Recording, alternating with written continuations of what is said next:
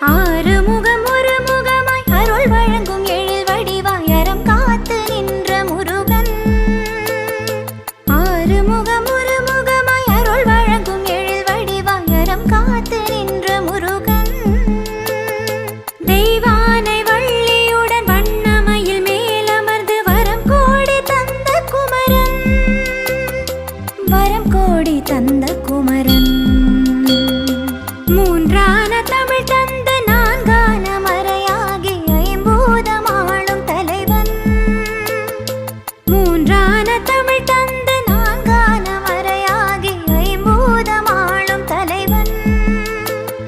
ஆறு பெரும்